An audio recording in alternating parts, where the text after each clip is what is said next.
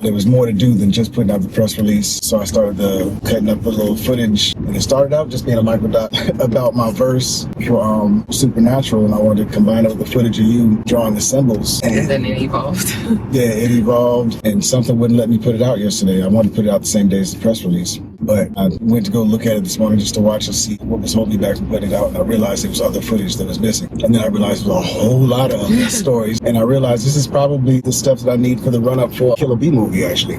Looking at all the pieces of footage that I kept stumbling across. I just started going through footage from last February, and now I'm up to April. And I'm like, oh, there's so much here that would have been lost. Now I had to try to figure out a way to shoehorn in, or it would have got lost by trying to do something else with it later. So now I'm not sure what it is, if it's a microdoc or part of a little series. Ooh, that microdoc series. Yeah, I think that's what it's going to be. And, you know, my name in the Beggas back in the 90s was short acts. So I'm calling it FlashbaXe, AXE. And in the doc, I have the timestamp for the different clips that come up just the first time the clip appears. And I'm seeing so many different little timestamps, and it's jumping across timelines and stuff. So it's doing the, here we go, skipping timelines. It's the, here we go, skipping timelines stuff. But also a pause to acknowledge, like, the fact that you listen to your intuition. You listened to Sarah's nudge yesterday, and how that's really been a beautiful highlight of our journey recently, as we have both gotten really good at the inner voice. The inner knowing is saying something. And instead of trying to, like, okay, but I had a plan, and, like, push through, really learning to discern what that voice and what that intuition is saying, and follow it, and like follow the threads even when it feels like it doesn't make sense, or we couldn't be able to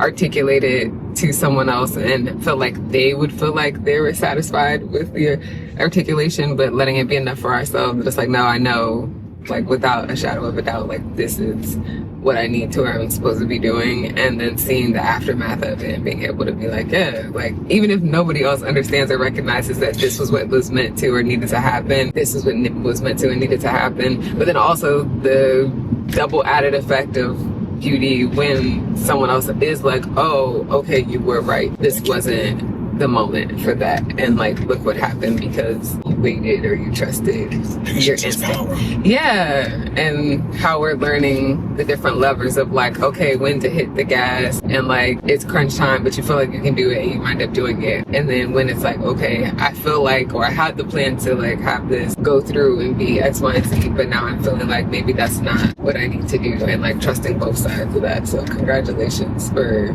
like, I know last night you were like, oh, I really wanted this to come out, but something's telling me not to.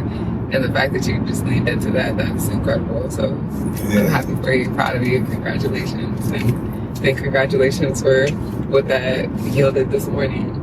Absolutely. Well, thank you for being the perfect distraction.